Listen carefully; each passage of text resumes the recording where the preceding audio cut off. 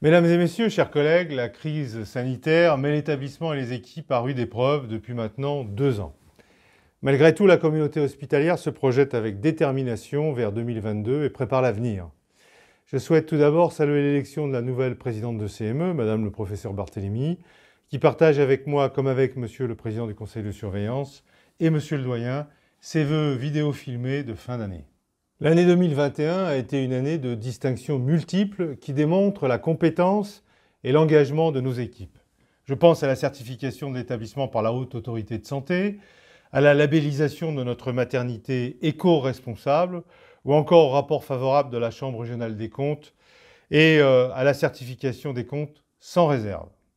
Par ailleurs, notre CHU figure au top 14 des meilleurs établissements de santé de France, selon le palmarès du Point que vous connaissez tous. Il s'avère être le meilleur du classement du traitement de l'endométriose, sujet par lequel et sur lequel le président de la République a récemment lancé une stratégie nationale.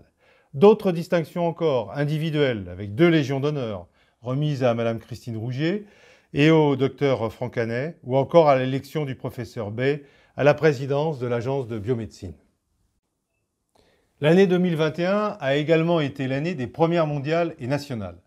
Première mondiale de l'équipe de chirurgie ERL d'implantation cochléaire, assistée par un robot dans une salle hybride, ou encore la première prescription nationale du cannabis thérapeutique en présence de Monsieur le ministre de la Santé. Dans un autre domaine, la première plateforme pédiatrique de compensation du membre supérieur, ou enfin le programme Proxob de lutte contre l'obésité, unique en France et en expérimentation en lien avec l'ARS. Mon souhait, à l'heure où s'ouvre cette nouvelle année, est que nous poursuivions l'écriture de l'offre de santé de demain.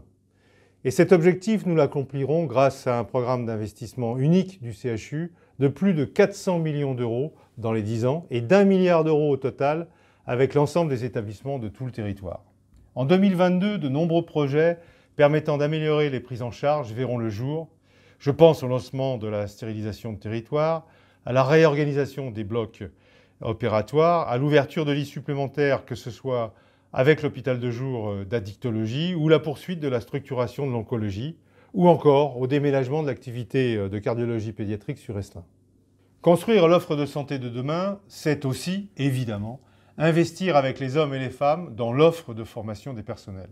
Ce sont les 100 places supplémentaires ouvertes pour les instituts de 2021, et c'est en 2022, dès la rentrée de janvier, 19 élèves en plus qui bénéficieront d'une offre de formation d'aides-soignants en alternance dans les IFAS de Thiers, d'Ambert, du CHU, ou encore le projet d'un bâtiment pour héberger l'ensemble des formations adossées au CHU.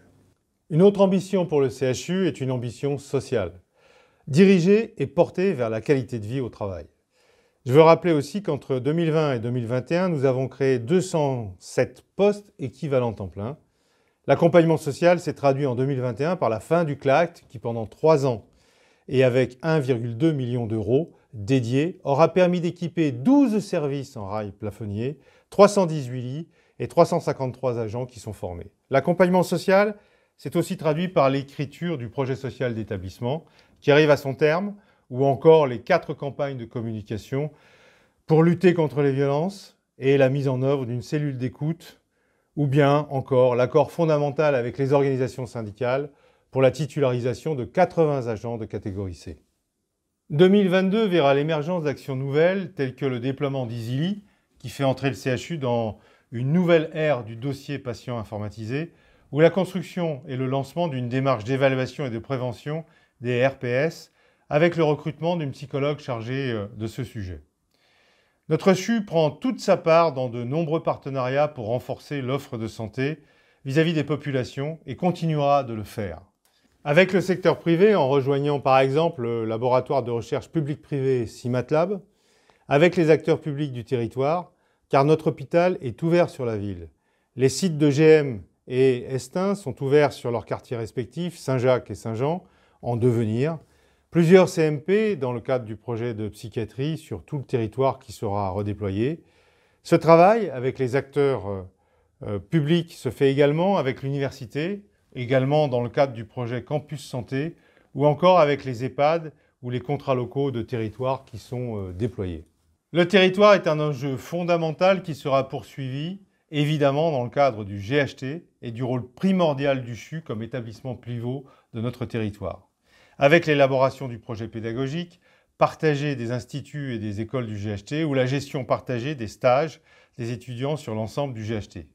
Enfin, notre CHU continuera de participer activement à la transition environnementale. Le nouveau plan de développement durable 2021-2025 a été finalisé et permettra d'appuyer notre politique en la matière. Je pense notamment au développement du réseau d'ambassadeurs dans les services, au travail sur l'éco-conception des circuits du médicament et des dispositifs médicaux inédits en France.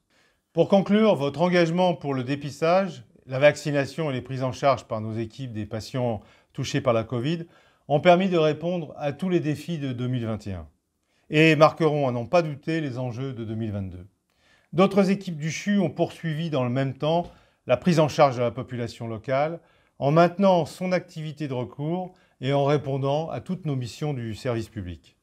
Je veux toutes et tous vous remercier très chaleureusement et très sincèrement pour votre engagement passé et celui à venir. Votre engagement personnel fait vivre le service public hospitalier et nous a permis de tenir face aux vagues successives face à l'épidémie. Demain, ce sera notre force. Je vous souhaite à tous et à toutes une très bonne année 2022.